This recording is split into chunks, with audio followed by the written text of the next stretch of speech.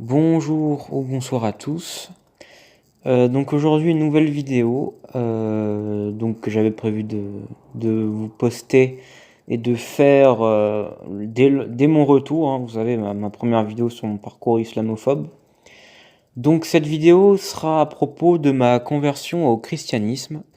Avant toute chose, j'aimerais juste réagir par rapport à la dernière vidéo que je vous ai proposée sur cet impossible débat entre musulmans et islamophobes. Donc des gens ont répondu dans les commentaires. En fait, ce qui m'ennuie, c'est qu'il y a encore beaucoup d'islamophobes qui commentent les vidéos. Moi, je vous avais dit dans ma première vidéo sur mon parcours d'islamophobe, moi, je vous conseille de partir. Vous perdez votre temps et, comme je vous l'ai dit, le débat risque d'être infructueux. Donc voilà, si vous voulez débattre, ok, pourquoi pas. Mais en fait, je me rends compte que les rares qui essaient finissent toujours par des insultes, dont un ou deux dans les commentaires qui sont particulièrement idiots.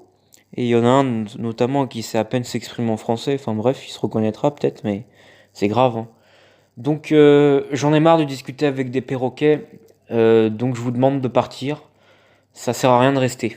C'est une chaîne maintenant qui est dédiée aux musulmans qui essaient de se décomplexer, si je puis dire, et aussi de leur expliquer à ces mêmes musulmans décomplexés ou en voie de décomplexation, je sais pas si on peut dire ça, euh, eh bien, je leur donne des conseils vis-à-vis de l'islamophobie et vis-à-vis de tout ce qu'on peut leur reprocher à eux.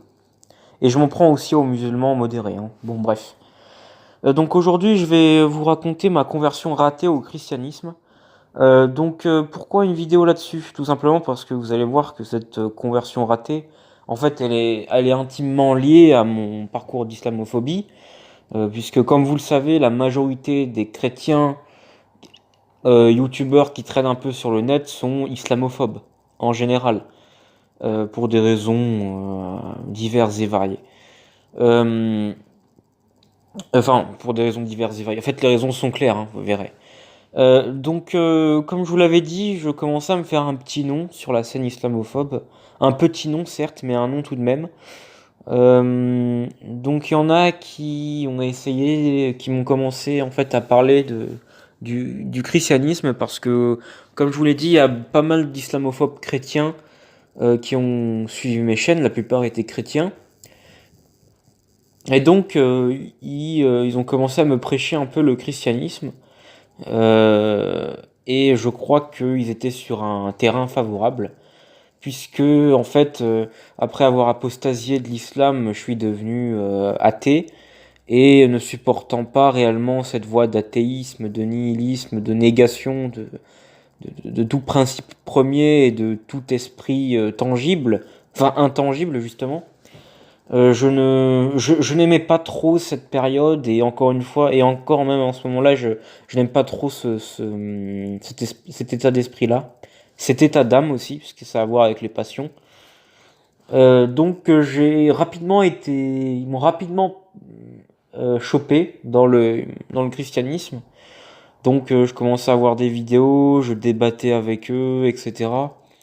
Euh, et je, en fait, je, c'est là où je crois que mon islamophobie s'est intensifiée. Puisque quand vous croyez en une autre religion, vous voyez l'islam comme un possible adversaire. Parce que vous vous dites, ma religion c'est la vérité et les autres sont des mensonges en général. Et c'est exactement ce qui s'est passé. J'ai commencé à intensifier ma campagne contre l'islam et contre les musulmans. Donc je faisais de plus en plus de vidéos islamophobes, l'âge d'Aïcha, pédophilie, sur quel autre truc, sur les razzias, sur l'esclavage, le patriarcat, l'amputation de la main, la lapidation, etc. Et j'en passe. Et donc je m'en prenais à eux et je vais essayer de vous raconter comment. Alors à l'origine, cette conversion, elle était sincère. Comme je vous l'ai dit, je ne supportais pas d'être athée, j'ai toujours eu besoin d'avoir des croyances. Je voulais toujours croire en un Dieu, en tout cas en un esprit, on va dire, immuable et qui serait à l'origine de la vie et du bien et de la vérité. Et donc, bah évidemment, en étant plus musulman, je voulais pas me convertir au bouddhisme ou au judaïsme, qui n'est pas une religion universelle, c'est plutôt une religion communautaire. Donc, il n'y avait pas 36 solutions, hein. Si je vis dans ce contexte-là français, et en plus qu'on me prêche le christianisme, voilà, il y avait que le christianisme vraiment qui pouvait faire office de candidat à ma prochaine religion. Donc rapidement, je me suis converti et donc je commençais, je crois que j'avais fait qu'une seule vidéo sur la théologie. J'avais expliqué pourquoi je considérais que Jésus était Dieu. Alors évidemment, je le pense plus maintenant. J'ai supprimé la vidéo. Surtout que cette vidéo était mauvaise, hein. Elle était de piètre qualité, mais bon, peu importe. Euh, je suis resté fervent pendant plusieurs mois. J'ai fait quelques jolies rencontres, mais c'est que de façade, hein, vous savez, c'est quand vous vous convertissez, ça y est, les gens tout de suite vous sourient au nez. Voilà, c'est un peu comme en relation entre un client et un marchand, quoi. Une fois que vous avez payé votre dû, le marchand, il vous sourit, quoi. Euh, je crois que le truc principal était, je pense, de lutter contre l'immoralité. En tout cas, c'est ce que moi j'ai ressenti. Je me suis dit, il faut que je lutte contre l'immoralité en me convertissant. Et c'est ce qui s'est passé. En fait, je voulais lutter contre mariage pour tous, adultère, l'ivrognerie, le tabac, la drogue, le vol, enfin la délinquance, tout ce qui est immoral. Et évidemment, vous savez que en général, à très peu de choses près, le christianisme condamne les mêmes choses que l'islam, hein. Euh, Ça, de toute façon, c'est évident. Les religions abrahamiques ont à peu près les mêmes interdits. J'avais fait une ou deux vidéos à l'approche des élections de 2017 où j'expliquais qu'il fallait voter pour Marine Le Pen, enfin pour l'extrême droite, quoi, que ce soit Marine Le Pen ou quoi que ce soit, parce que je considérais la gauche comme immorale, je la considère aujourd'hui encore comme immorale, pour tout un tas de raisons que j'expliquerai plus tard. Il faut savoir que la gauche est plutôt, c'est un peu simpliste comme hypothèse, mais c'est un peu le substrat intellectuel et idéologique de l'Occident entier, hein, que ce soit la France, l'Angleterre, les États-Unis, toutes les sociétés occidentales ont un substrat de la gauche manifeste, hein, évidemment. Je pense que ça demandait à être nuancé, mais en gros, voilà. Donc j'expliquais qu'il fallait voter l'extrême droite parce que il fallait être contre les cosmopolites plutôt, contre l'avortement, contre le mariage homosexuel, contre l'ivrognerie, contre la décadence, euh, voilà tout ce que combat également l'islam. Et j'ai rapidement été happé, complètement happé par la paresse politique et le manque d'engagement moral des chrétiens. C'est-à-dire que j'avais l'impression d'avoir affaire à des espèces de zombies assez fatigués, plutôt épuisés en fait, psychologiquement et physiquement même,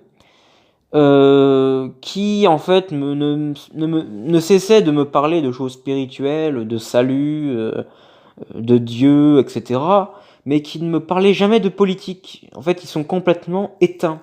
Ils sont neutralisés politiquement et moralement. En fait, évidemment, ils condamnent les choses que je condamnais, mais ils ne proposaient pas de les combattre. Alors que vous savez, c'est ce qui fait la différence avec l'islam. L'islam dit il faut interdire le bien et... interdire le bien. Ordonner le bien et interdire le blâmable. Et interdire le blâmable. Donc c'est vraiment un combat contre le mal qui est quasi quotidien quand on est un musulman pieux qui s'acquitte de la dawa, qui accomplit la dawa. Euh, Ce qui s'est passé, c'est que après l'élection de Macron, j'avais fait une vidéo pareil qui avait fait plusieurs milliers de vues, ça avait plutôt bien marché. J'étais vraiment déçu et désespéré. Je me suis dit que voilà, ça va être la même chose, ça va être Hollande mais en pire quoi. Ça va être un quinquennat où on va vraiment plonger encore un peu plus dans la déchéance de ce continent qui de toute façon n'en vaut plus trop la peine, même encore actuellement. On va voir comment ça va se goupiller, hein, mais ça annonce rien de bon. Et ça, je le voyais, et comme dirait Dieudonné, j'ai vu et j'ai vomi, hein. Euh, donc après l'élection, j'étais déçu et je me suis rendu compte que voilà, les chrétiens, qu'ils soient de gauche, de droite, etc., non. En fait, c'est ça le problème, c'est qu'il n'y a il n'y a pas de projet politique, il n'y a pas de vision politique de la société, il n'y a pas toute cette volonté de contrôler la société et les êtres humains et de les faire se conformer de gré ou de force à un modèle jugé divin et absolument bien, bon comparé aux autres modèles qui sont purement humains, donc complètement imparfaits et défaillants, qui sont propices à la mécréance et à l'hypocrisie, et donc à l'immoralité finalement. Il y a pas rapidement, ça m'a pas plu. Et les chrétiens, je leur reprochais pas ça parce que je voulais pas qu'ils se remarquent que j'avais un penchant pour comment dire, un penchant pour tout ce qui était belliqueux et un peu pas dictatorial, mais un peu intolérant, on pourrait dire. Parce que moi, je considère que l'intolérance c'est pas quelque chose de mauvais en soi. Mais bon, ça, c'est un autre débat. Mais les chrétiens, eux, ce qu'ils reprochaient aux musulmans, c'était d'être intolérants. Et moi, quand je leur parlais, je parlais par exemple aux catholiques de l'Inquisition. Je leur dis, mais qu'est-ce que vous pensez de l'Inquisition? Est-ce que c'était une bonne chose ou pas? Un musulman non complexé, si je lui dis qu'est-ce que tu pensais du califat omeyyade ou abbasside, il va en parler que de bien, que du bien. Il va dire Mashallah, c'était des gens vraiment pieux, on leur arrive pas à la cheville. Et mon rêve, c'est vraiment que les musulmans se regroupent autour d'un nouveau calife, de quelque nom qu'il est, et que on rétribue à la Oumma toute sa grandeur, toute sa gloire passée. Vous savez, on parle souvent d'âge d'or de l'islam. Bref. Euh, c'est, les catholiques me disaient souvent que c'était horrible, c'était intolérant. Maintenant, on a su évoluer. Vous voyez, en fait, ils n'ont pas de problème avec la réforme. En fait, pour eux, ils ont une lecture de leur texte qui est toujours très moderne. C'est-à-dire il faut moderniser des choses. Quand Saint Paul parle de telle chose, il faut contextualiser, et donc on s'en fiche, on ne prend pas pour argent comptant. Et moi, finalement, je leur dis, mais qu'est-ce qui est universel et intemporel? Je veux dire, si on contextualise tout le temps et que on délaisse certaines interprétations parce qu'elles elles ne seraient pas en adéquation avec, je pourrais dire, l'idéologie dominante, comme dirait Soral, qu'est-ce qui est universel? Je veux dire, qu'est-ce qu'on garde comme intemporel? Et évidemment, ils m'ont tous sorti la même réponse, c'était mais les deux seules lois pour nous, c'est aimer Dieu et aimer son prochain. Je leur dis, d'accord, c'est beau, tout ça, c'est joli, mais il n'y a pas autre chose. Enfin, qu'est-ce qu'on fait pour cette vie? On la gère comment? Et évidemment, ils me ressortent tous, voilà, il faut rendre à César ce qui est à César et à Dieu ce qui est à Dieu. C'est-à-dire que, voilà, on s'occupe pas de politique. On peut laisser Macron gouverner, on peut laisser Hollande, on peut laisser Sarkozy, on peut laisser Mélenchon. On peut laisser tout le monde, n'importe qui, au pouvoir. De toute façon, nous, ce qui nous importe, c'est les choses spirituelles, etc.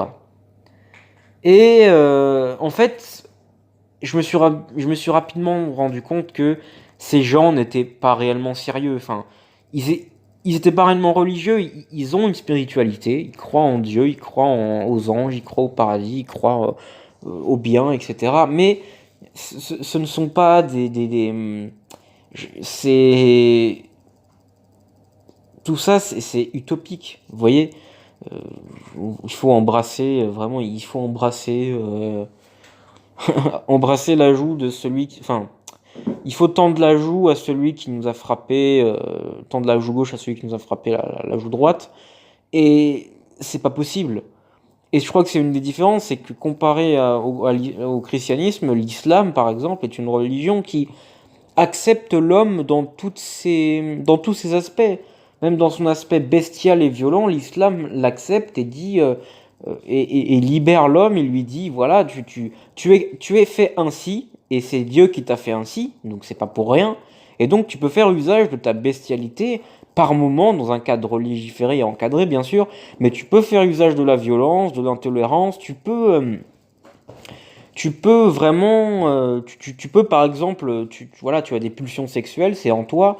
Tu peux te marier à une, deux, trois ou quatre femmes maximum. Voilà, tu peux avoir plusieurs enfants, tu peux divorcer. Sachez que dans le catholicisme, le vrai, hein, catholicisme traditionnaliste, le divorce est formellement interdit. Vous ne pouvez pas divorcer. Et évidemment, bon, la polygamie est interdit, hein, interdit même chez les protestants.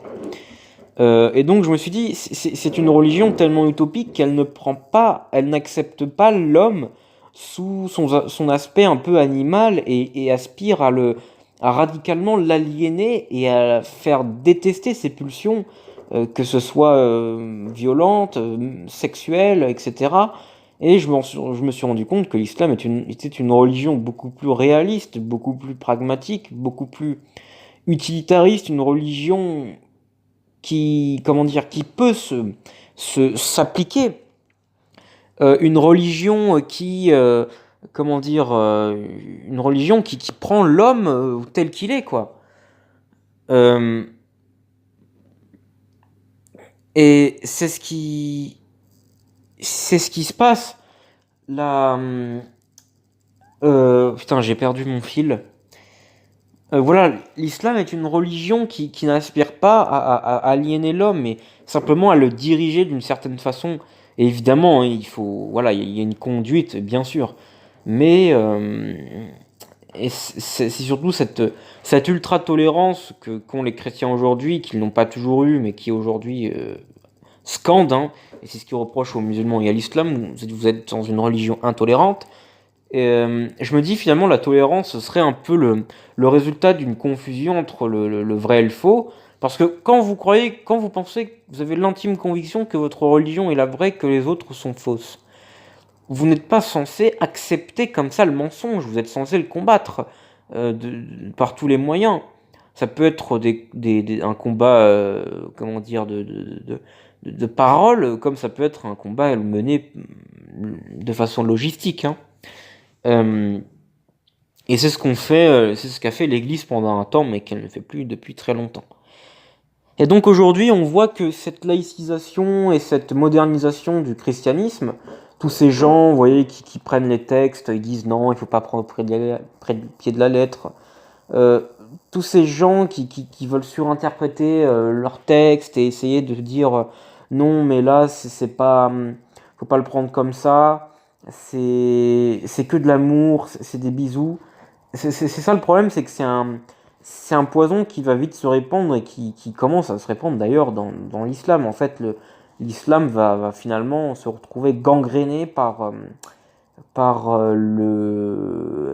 tout ce qui est progressisme et par tout ce qui est surinterprétation des textes, déformation des textes et modernisation in fine.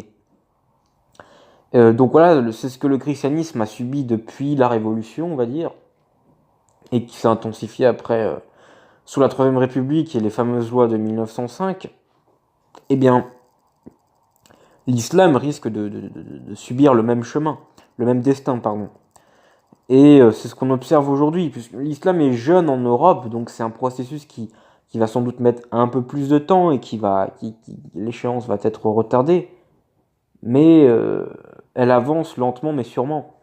Et donc, cette conversion au christianisme était au départ sincère. Je croyais vraiment, je me suis dit, j'ai commencé à lire les textes, etc., et ça me plaisait. Mais rapidement, je me suis dit que voilà, tout ça, c'était du maquillage, quoi. C'était du maquillage, du vernis, du mascara, du fond de teint, tout ce que vous voulez. Mais c'était que de l'apparence à l'intérieur, c'était vide, puisque ça n'avait qu'un aspect spirituel. C'était une très très jolie coquille, mais une très jolie coquille vide. Alors que l'islam est une coquille qui d'apparence paraît un petit peu moins extravagante et bling bling, un peu moins jolie, peut-être un peu moins appétissante, peut-être un peu moins séduisante, mais qui à l'intérieur est riche et qui est vraiment qui est conquérante, qui a un vrai projet, qui est motivante. C'est une religion voilà qui réellement euh, l'islam dit aux fidèles, voilà, toi et moi, on va faire quelque chose, quoi. On va, euh, on va accomplir de grandes choses. Et de leur côté, les chrétiens, voilà, se contentent des choses spirituelles et de temps en temps, ils ont comment on appelle ça, des sursauts de retour à la raison. On a vu la marche, comment on s'appelle ça, la manif pour tous. On a vu aussi, on a des partis, Civitas, La Croix. J'ai oublié le nom là. Il y a un parti au Québec, j'ai oublié. Tous ces partis un peu d'extrême droite chrétiens, voilà, sont marginalisés. Et, voilà, il y a quelques milliers d'adhérents, mais et surtout le pire, c'est que si ces partis chrétiens prenaient le pouvoir, il resterait que 5 ans, quoi. Après, il y aura d'autres élections, ils seront remplacés. Même s'ils sont élus, il faut savoir que même s'ils sont réélus, ça peut durer 2 ans. Il peut pas y avoir deux. Vous savez que le fait d'avoir plus de 2 mandats est interdit. On ne peut pas être 15 ans président. Donc voilà, au pire des cas, un parti chrétien prendra le pouvoir pendant 10 ans, mais il se fera remplacer 10 ans plus tard par un parti sans doute plus progressiste. Alors que l'islam est une religion déjà à parti unique. La théocratie islamique est une religion à parti unique, ce que ne font pas les chrétiens en général, même quasi-totalité. Et deuxièmement, c'est une loi qui aspire à subsister jusqu'à la fin des temps. C'est-à-dire que avec l'arrivée du Messie et la fin des temps, le jugement dernier, etc., c'est là que la loi sera rompue puisqu'il n'y aura plus d'hommes sur Terre. Mais tant que les hommes existent sur Terre, la loi subsiste, hein. Et on le voit aujourd'hui, ce n'est pas cette tendance, cette volonté de réformer l'islam s'inscrit en fait dans une laïcisation de l'islam bien sûr et dans une espèce de christianisation de l'islam, c'est-à-dire en fait ils veulent vider la coquille quoi. En fait ils veulent repeindre la coquille la vider de toute sa substance, de son intérieur, simplement pour que la coquille paraisse verte, paraisse belle mais de la vider complètement, et donc quand on rentre dedans, il n'y a plus rien. Il n'y a plus grand-chose en tout cas. C'est pour ça qu'il est dangereux, tous ces discours d'imams modérés et tous ces musulmans modérés sont eux-mêmes dangereux. Donc je vais essayer d'aller un peu plus en profondeur avec ma conversion au christianisme. En fait, dans ma conversion au christianisme, je trouvais une forme de justification de mon islamophobie. Je vais m'expliquer. En fait, je n'avais pas d'argument sur le fond pour critiquer l'islam. Je n'avais pas de modèle contre.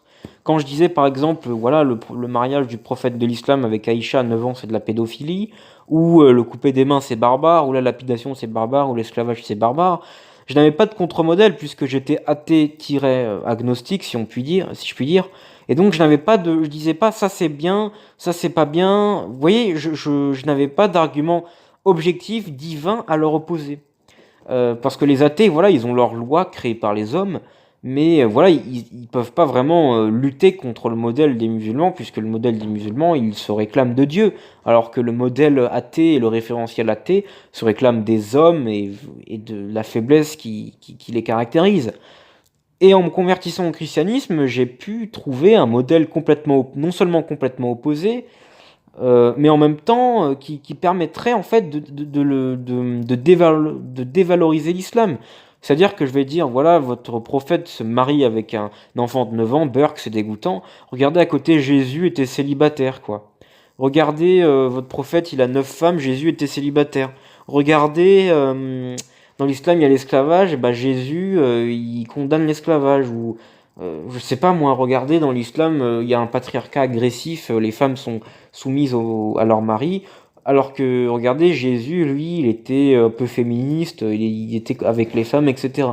Donc, vous voyez, il y a d'autres exemples, mais c'est ce genre de choses. J'ai permis de faire une opposition entre les deux modèles et de trouver une justification. C'est-à-dire que j'avais du mal à me justifier en tant qu'athée agnostique. Je ne pouvais pas proposer de meilleur modèle parce que j'avais un modèle et un référentiel qui était purement anthropologique, purement humain, purement social, purement culturel. Et vous vous rendez compte et vous comprenez que c'est trop léger. On ne peut pas lutter contre une religion qui, de surcroît, se réclame d'un universalisme pur. On ne peut pas lutter contre elle avec des arguments purement athées, anthropologiques, sociaux et culturels. Il faut qu'il y ait un absolu contre elle. Il faut que ce soit fort à armes égales. Christianisme et islam sont deux religions monothéistes, deux religions abrahamiques. Et voilà, c'est deux religions universelles. Donc c'est deux religions qui sont à armes égales et qui peuvent s'affronter. Et en convertissant au christianisme, j'ai pu trouver mon armée, quoi. En fait, je ressentais le besoin de me joindre à une légion, à une armée, à un espèce de, une espèce de bataillon, parce que j'étais tout seul, quoi. J'étais face à une armée, j'étais tout seul dans mon coin avec mon arc et mes flèches, avec mon épée, alors qu'en convertissant au christianisme, j'ai rejoint vraiment une communauté avec de nouvelles valeurs et surtout des fondements divins. Donc voilà, j'étais dans une maison fragile, une maison à paille, en tant qu'athée agnostique, et en convertissant au christianisme, je me suis réfugié dans une forteresse, quoi. Voilà, je crois que c'était surtout les raisons contre l'islam, et c'est pour ça que je me rends compte que, en fait, euh, en me convertissant au christianisme, c'était vraiment une consolation, quoi. C'était à cause de cet échec en apostasiant de l'islam et en devenant par la suite islamophobe peu de temps après. J'étais pas tout de suite islamophobe comme je vous l'ai dit, on m'a vraiment entraîné là-dedans, puisqu'en apostasiant, je laissais tout ça de côté, mais on m'a entraîné. Euh, je, à cause de cet échec, je ressentais le besoin de revivre quelque chose, la même expérience dans une autre religion. Et ça n'a pas marché, tout simplement parce que déjà je n'arrivais pas à croire au concept de Trinité. Je me suis dit, si Dieu est un, Dieu est un, tout simplement. Il peut pas être trois personnes. Ça, vous voyez, ça me, c'est- j'arrivais pas à y croire et je pouvais pas penser et croire que le sacrifice d'un homme 2000 ans plus tard en se faisant crucifier puisse me faire gagner le paradis. Je me suis dit, c'est absurde. Comment il fait? Enfin, je veux dire, logiquement, on paie pour nos propres crimes. On n'est pas censé les prendre par nous-mêmes. Et si on mérite d'aller en enfer parce qu'on a été mauvais, bah tant pis, c'est comme ça et puis c'est tout. Vous voyez, j'ai commencé à devenir de plus en plus sceptique, et c'est ce que ces islamophobes chrétiens reprochent aux musulmans, encore une fois, c'est d'être fermé d'esprit, d'être étriqué, de ne plus avoir d'esprit critique, mais ces chrétiens, en croyant aveuglément à ces dogmes, font un peu la même chose, quoi. Ils finissent par admettre des stupidités, enfin, c'est comme si vous avez des Inuits, vous leur dites tu es quelqu'un de mauvais, il faut que tu acceptes Jésus parce que il est mort pour tes fautes à toi. Et l'Inuit, tu vas dire, mais moi j'ai rien fait de mal, enfin je suis pas parfait, mais j'ai tué personne, j'ai pas volé, je fais pas de mal à ma famille. Pourquoi est-ce que je devrais aller en enfer juste parce que je n'ai pas cru au Christ? Enfin, vous voyez, si vous voulez, vous allez, c'est un argument qui en fait, ça vous met la faute sur vous, ça vous culpabilise et ça vous écrase sous un poids de la faute. En fait, le christianisme, le fondement du christianisme, c'est vraiment la faute. Et c'est assez déprimant puisque pendant toute ma vie de chrétien, de mon vivant, voilà, dans ma tête, je me suis dit, c'était à cause de moi que le Christ s'était fait crucifier et je ne méritais pas le paradis, que c'était une grâce offerte par Dieu, que j'étais vraiment mauvais. Enfin, alors que l'islam ne vous culpabilise pas, il dit simplement, il y a des choses à respecter. Si tu les respectes pas, tu es puni. Euh, durant la vie d'ici-bas ou dans l'au-delà, et puis voilà, c'est tout. Si tu assumes et tu peux être pardonné un peu, mais voilà, c'est un rapport tout à fait cohérent et faisable. Là, ça vous écrase complètement, vous êtes dos au mur dans le christianisme. Voilà, vous êtes un pécheur et ça s'arrête là. Vous vous ne pouvez pas autrement arriver à la rédemption que euh, accepter un sacrifice pour le coup assez barbare. Donc voilà, ce concept de Trinité, je n'y croyais plus, enfin j'avais du mal à y croire, donc je me suis retranché dans une secte, dans une espèce de secte chrétienne un peu évangélique, témoin de Jéhovah, et je croyais en Dieu un seul et en un seul Dieu, et je me disais que Jésus n'était pas Dieu, mais voilà, il y avait toujours ce problème de la crucifixion qui me posait problème, et ce sacrifice dont je ne qui me paraissait complètement vide de sens. Je me suis dit, mais pourquoi, enfin, pourquoi Dieu, il pouvait tout simplement claquer des doigts et pardonner les péchés, il doit faire tout ce tralala d'envoyer son fils déjà, enfin, Dieu a un fils, ça me paraît étrange, enfin bref, se sacrifier et me faire culpabiliser, il pourrait simplement claquer des doigts comme ça et ôter tous mes péchés, au lieu de ça, il doit faire souffrir aveuglement son fils, enfin, bref, j'ai d'autres choses à vous dire. Et je vais essayer de relier tout ça à l'islamophobie. Euh, oui, alors rebonjour ou rebonsoir. Donc on est carrément plusieurs semaines après l'enregistrement de cette première partie de vidéo. Donc en fait j'avais eu une petite coupure, mais j'ai décidé de ne pas reprendre la vidéo d'un seul coup.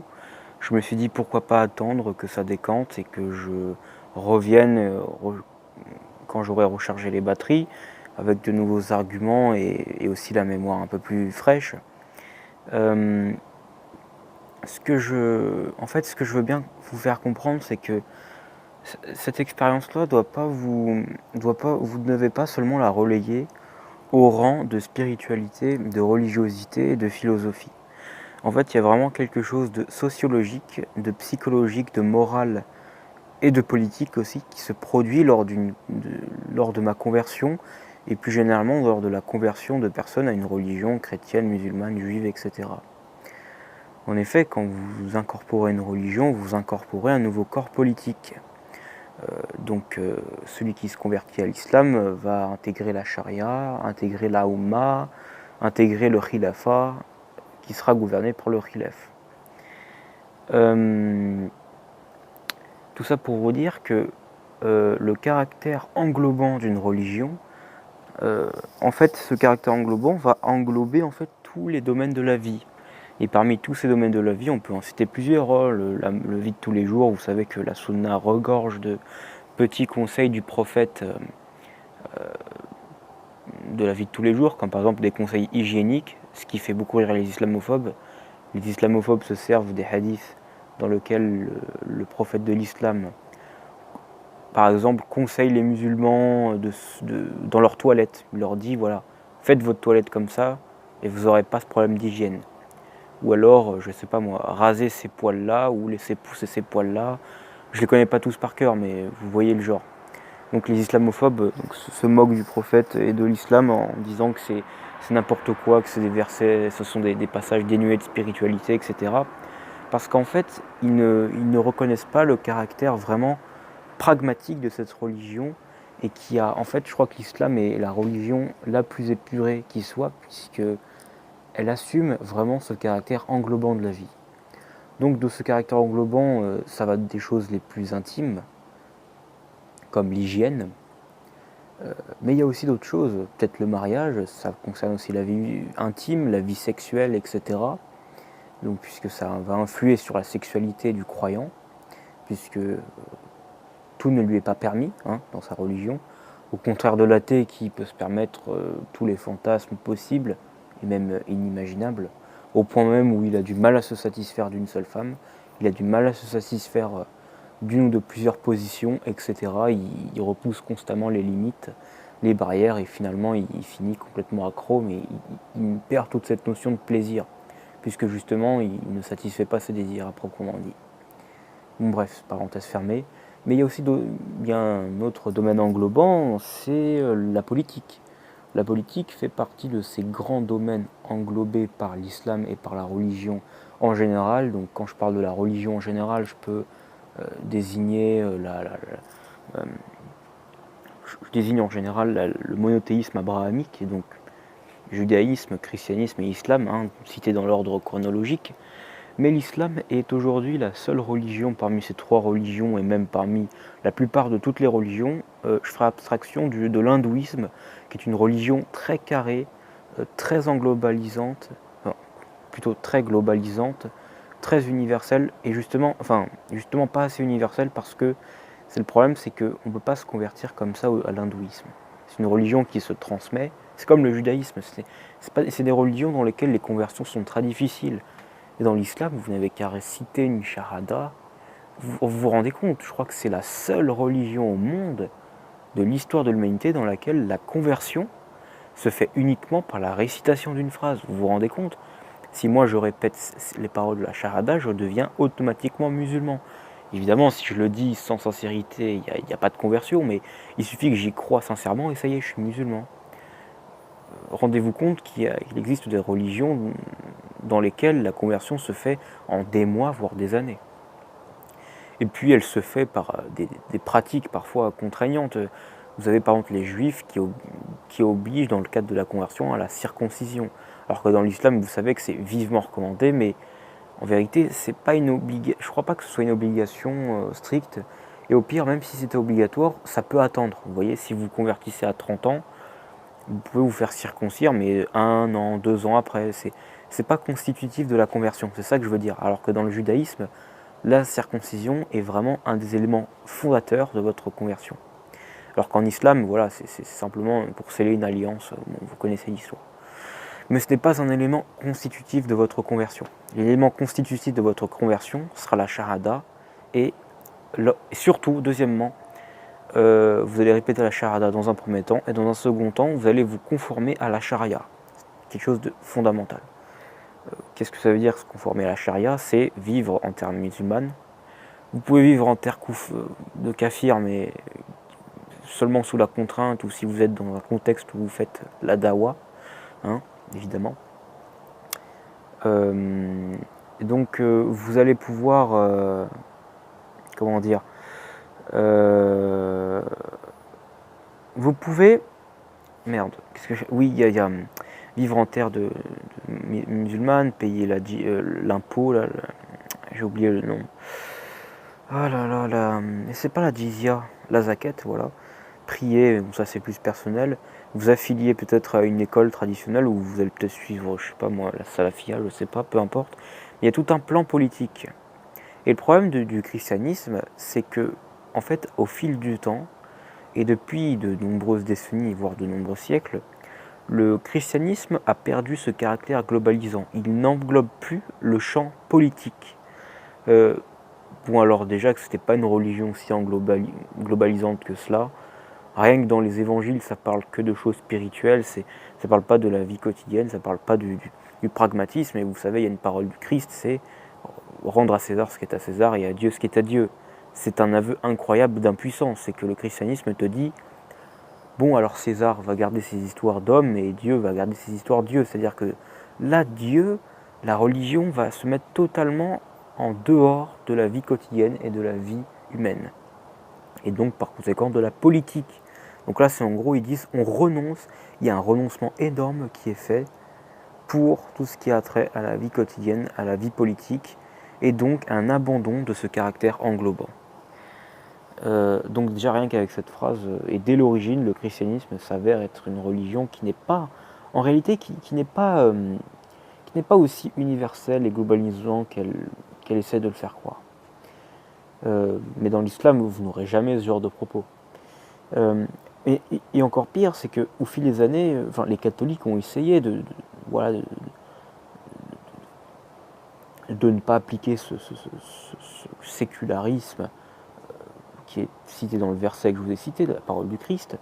Et en fait, ils ont développé un vrai califat chrétien qu'on appelait à l'ancienne, on appelait ça l'ordre social de Jésus-Christ. C'est-à-dire que effectivement, on retrouve quand même dans les évangiles des concepts sociaux. L'Église, la fraternité, Saint Paul qui parle de l'Église comme une communauté qui en fait, il dit souvent l'homme est chef de famille. Par exemple, Saint Paul est quand même pourrait être assimilé à un savant musulman. Hein. Il a un discours parfois de musulman traditionnel d'aujourd'hui. Mais si vous voulez, toutes ces paroles-là existent, mais elles ne sont pas suivies parce que les chrétiens ont finalement dit, bon bah, après des siècles, il y a eu la Révolution, il y a eu la loi de 1905, ils se sont dit, on ne doit pas prendre ces paroles de Saint Paul à la lettre parce que Saint Paul est un homme de son temps, Saint Paul est un homme qui vivait dans un certain contexte politique, culturel, moral, quotidien, etc. Donc là encore une fois, vous allez avoir un délaissement du caractère englobant, c'est-à-dire que on va plus prendre le contexte en compte. On va plus prendre des paroles comme argent comptant. On va surtout contextualiser pour pouvoir séculariser tout ça et se dire que finalement, la conclusion qu'on va en tirer logiquement, c'est la religion, en fait, c'est pas pour, comme le dit Saint Paul, voilà, parle en son nom, il ne parle pas au nom de Dieu, etc. D'ailleurs, ça, je trouve que c'est un vrai problème, le fait que ce soit des hommes qui parlent dans le christianisme, c'est pas Dieu lui-même. Vous savez que dans le Coran, c'est Dieu lui-même qui s'adresse aux prophètes, qui s'adresse aux musulmans, etc. Donc ça prend une autre dimension tout d'un coup. Le problème avec le christianisme, c'est que, voilà, encore une fois, cette parole divine directement, qui se pose directement sur le monde, c'est-à-dire, vous savez, le Coran, il y a un savant qui a dit, je sais plus, c'est l'islam est une religion qui se dépose sur le monde. Donc dans tous les sens du terme, spirituelle, religieuse, morale, politique, culturelle, etc. L'islam est une religion qui va vraiment tout englober, je répète encore une fois ce mot, mais je ne trouve pas de mot plus adéquat, mais qui vraiment va se déposer sur le monde, qui va l'enrouler, qui va l'encercler, et qui va en fait l'investir. En fait, dans l'islam, vous allez avoir une investigation du monde. Rien qu'avec le khilafa, vous allez avoir une investigation d'un territoire. Investigation d'un territoire qui va s'effectuer par le biais de l'instauration de la charia, du khilaf, de la gestion qu'on fait des dhimmis, etc. Rien que au niveau de la terre, au niveau territorial, il y a une investigation du monde. Au niveau christianisme, il y a plutôt un délaissement du monde. Certains vont même dire que c'est un nihilisme, ça va être une négation du monde. Bon bref, c'est pas le sujet de ma critique. Donc rien qu'au niveau territorial, on observe que le christianisme ne se dépose pas sur le monde, il ne s'intéresse pas au monde. Donc il y a d'autres exemples. Le fait, par exemple, de vraiment imposer très clairement un cadre juridique, c'est aussi une forme d'investigation, puisque les choses ne vont pas être anarchiques. Tout sera millimétré, ordonné, ce qu'a été un temps le catholicisme. Hein. Prière à telle heure, il faut réciter telle parole, il faut prier de telle manière, il faut se comporter de telle façon, se vêtir de telle façon. Ça existe encore d'ailleurs, mais tout cela, est-ce que ça représente réellement une tendance globale? Non, c'est juste une volonté conservatrice, parfois proche de l'extrême droite, de certains catholiques qui se sont dit face au délaissement de la religion de la part des Français, on doit revenir à une pratique plus pure. Et ça, je crois que ça peut leur être salutaire, mais c'est beaucoup trop marginal. C'est pas parce que quelques milliers de chrétiens sur des millions se disent il faut qu'on revienne à une pureté, à une primauté, qu'on revienne à une pratique quasiment mosaïque et législative, juridique de notre religion, En plus, il y a toute la décadence du monde, donc ça permet. Il faut se réfugier dans la forteresse, il faut trouver une maison, un auberge, il ne faut pas rester en pleine rue. Bon, vous avez compris ma métaphore. Mais tout cela encore, tous ces partis politiques, Civitas, euh, l'ordre de le confrérie Saint-Pidis, toutes ces choses, il faut comprendre que ce sont des épiphénomènes, ce ne sont pas des phénomènes en soi. C'est simplement la manifestation d'une frustration de la part de certains chrétiens qui en fait vont agir et finalement proposer une action politique. Et donc reprendre et reprendre et réattribuer à leur religion ce caractère englobant de la vie. Même dans leur vie privée, ils vont commencer à pratiquer des choses qui n'étaient plus d'actualité. Le carême, par exemple, c'est quelque chose d'assez fondamental, d'incroyable, parce que le carême était autrefois quand même, c'était réellement une vraie pratique, et il y avait un vrai engouement pour ça par le passé, mais on voit qu'au fil des décennies, il n'y a plus engouement, au point où certains cathos ont déclaré que le carême n'était pas obligatoire. Vous vous rendez compte de ce genre de paroles ? Imaginez si demain, quelqu'un vous dit que le ramadan n'est pas obligatoire. Évidemment, il y a des excuses pour le louper, maladie, impossibilité, grossesse, etc. Mais en pleine santé, il va vous dire c'est pas obligatoire. Là, il sera exclu de la communauté des savants, ou alors il sera appelé à se repentir, ou il sera banni de la vie publique, de la vie théologique, on va dire. Si un savant sort ça, il est mort. Enfin, on va pas le tuer, mais il est dans de beaux draps. Mais là, le catho vous dit dans le plus grand des calmes que le carême n'est pas obligatoire. Donc vous voyez, il y a ce délaissement, encore une fois, pour ce caractère globalisant, puisque, en fait, le carême est aussi une manifestation de ce caractère globalisant. J'ai du mal à m'exprimer. Pourquoi ? Parce qu'il est relatif à la nourriture, comment on va se nourrir, quel aliment on va privilégier, à quelle heure on va manger, quelle quantité, etc. Exactement comme au ramadan. Vous avez des heures bien précises, quoi manger. En général, c'est une date et du lait. Comment se comporter, etc. C'est exactement pareil pour le carême. C'est une copie du ramadan, le carême. C'est simplement que la pratique diffère un peu. Par exemple, on a le droit de boire, par exemple. Bon, ça change quand même pas mal de choses. Mais, bref. Mais si vous voulez, dans le fond, c'est exactement la même chose. Dans la forme, ça diverge un peu, mais c'est pas grand-chose. Mais encore une fois, ce caractère globalisant de la nourriture, aussi de la sexualité, puisque le but est de se délaisser de la chair, ce caractère globalisant de tout cela est réaffirmé par certains chrétiens qui se font, en général, tout à fait marginaux, comme je l'ai dit. Donc ils se réapproprient ce caractère-là, mais encore une fois, le carême, et la réalité, elle est beaucoup plus cruelle. La réalité, c'est combien pratiquent assidûment le carême aujourd'hui des gens. Combien de chrétiens le pratiquent ? Vraiment, chaque année, vous avez quand même une bonne moitié des musulmans qui le font, le ramadan. Donc c'est pas rien quand même. Vous avez à peu près 5-6 millions de musulmans, vous avez 2,5-3 millions de musulmans qui font le ramadan chaque année. C'est pas rien, mine de rien. C'est pas rien, mine de rien. Bref. Et sur 20 millions de catholiques en France, combien pratiquent le carême ? Combien pratiquent le carême ? Il doit y en avoir même pas 1 million. On est au 20e de ce qui se fait aujourd'hui en France. Et bien sûr, ça diverge en fonction des régions. On a tendance à trouver des gens plus pratiquants dans des milieux plus ruraux, c'est vrai. Mais tout cela, encore une fois, ce qu'il faut bien comprendre, c'est que outre tous les aspects, tous les arguments théologiques et spirituels et philosophiques que j'ai donnés pour justifier mon apostasie au christianisme, donc toutes ces histoires de sacrifice, de trinité, de faute, etc. Et en fait, ce sont des arguments qui sont secondaires, parce que je crois que on peut accepter des choses qui nous paraissent absurdes dans une religion. On peut accepter des sacrifices ou des concepts étranges comme la Trinité, ou vous voyez, ce genre de choses. On peut les accepter du moment qu'on a la foi.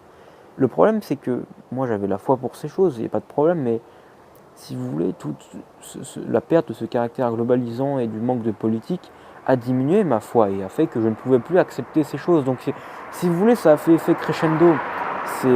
J'aurais pu accepter toutes ces choses que je juge aujourd'hui plutôt absurdes et illégitimes si tout cela avait été consolidé par une globalisation et une investigation du monde, et en particulier du champ politique, moral, juridique et social, ce qui n'est pas le cas du christianisme, ce qui n'est plus le cas du catholicisme.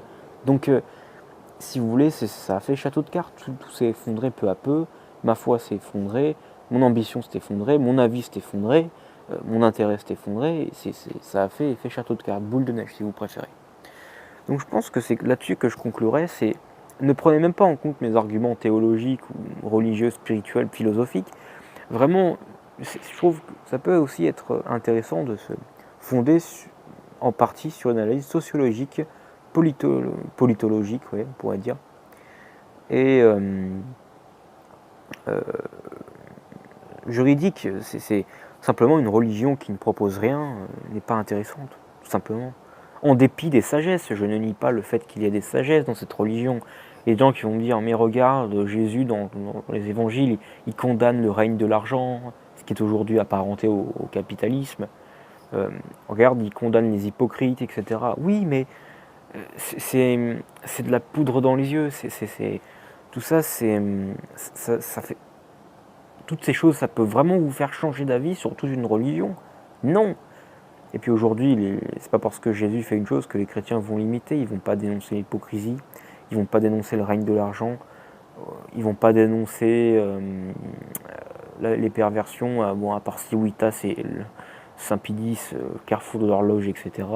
Mais si vous voulez, on est à un moment donné où le christianisme et le catholicisme étaient à un tel état de sécularisation, de neutralisation et de fragmentation qu'il est quasiment inefficace. C'est un pétard mouillé, ils ne sont pas unis, ils crachent tous sur le pape, ils ne sont même pas d'accord avec leurs représentants. Vous imaginez s'il y avait un calife et tous les musulmans cracheraient sur lui? C'est incroyable.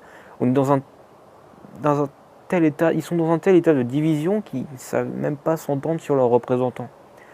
Donc évidemment qu'il est inoffensif, le christianisme là-dessus.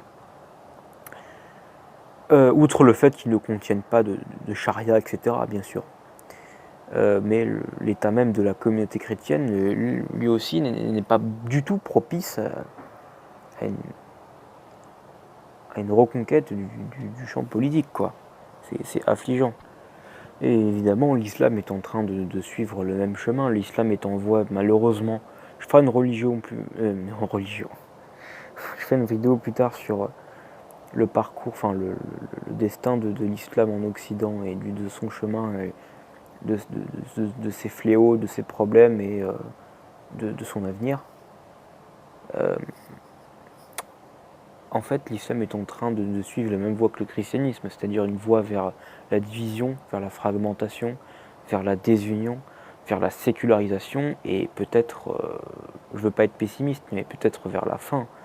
Vous savez qu'à terme, cela peut mener à la défaite de l'islam, le délaissement de l'investigation du monde, l'investigation du champ politique, l'investigation du champ social, de la civilisation, de l'engagement. Tout ça, c'est une chose élémentaire et ça constitue la flamme de la religion.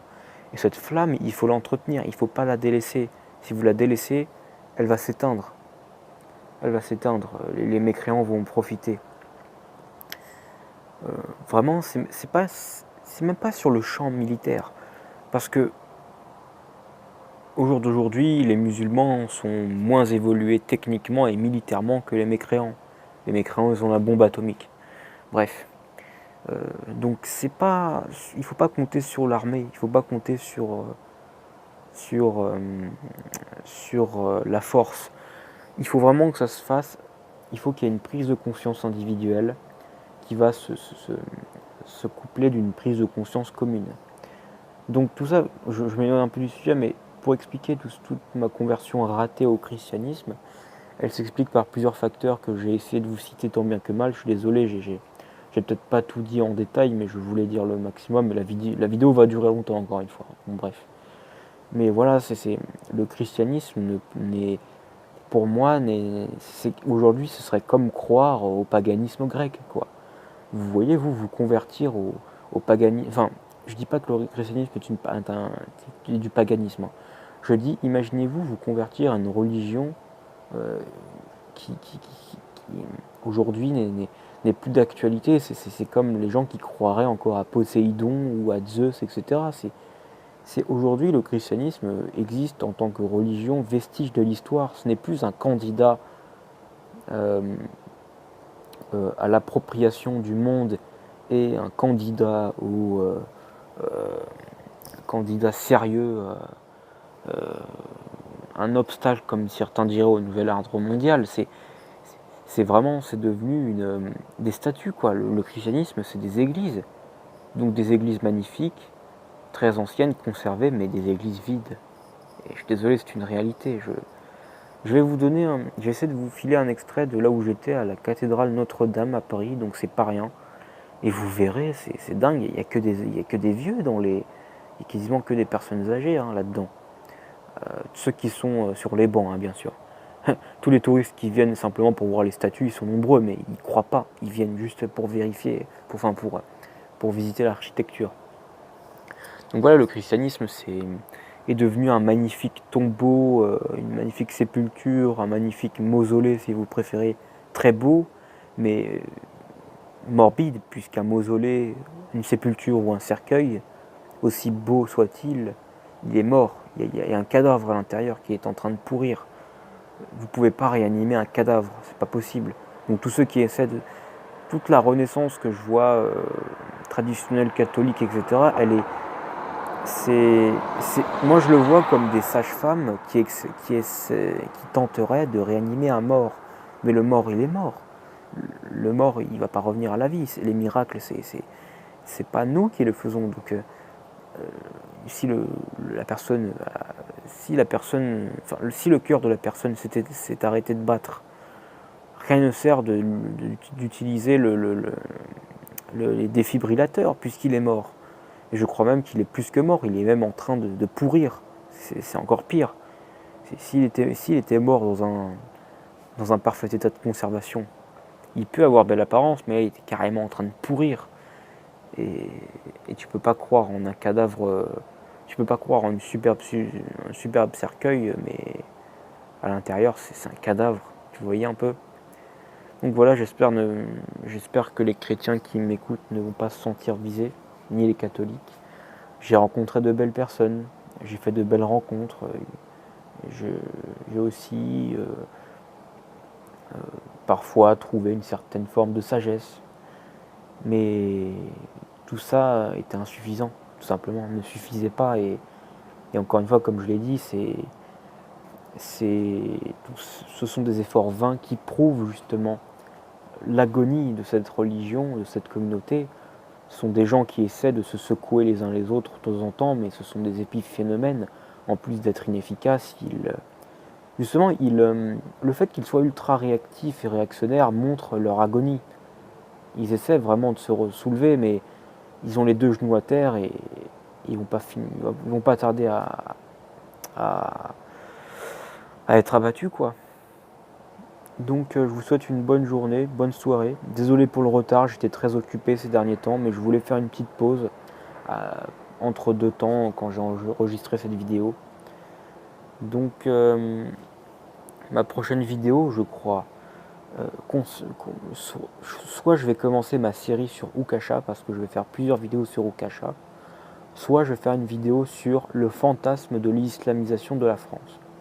Alors dites-moi en commentaire, ça vous intéresserait quoi en priorité, entre une vidéo sur le fantasme, une vidéo qui sera longue, hein, aussi, parce que j'ai beaucoup de choses à dire, sur le fantasme de l'islamisation de la France et pourquoi les islamophobes fantasment une islamisation, ou alors je commence direct à mon premier épisode de la série Ukasha. Je vais essayer de faire un petit montage plus tard pour la vidéo d'Ukasha parce que ça me tient à cœur, et surtout que je vais bientôt récupérer un PC, donc je pourrais faire peut-être un peu de montage. Donc ça pourrait être sympa. Voilà, dites-moi dans les commentaires. Je vous souhaite une bonne soirée, une bonne journée. Abonnez-vous si ce n'est pas déjà fait et vous pouvez aussi partager. Salut!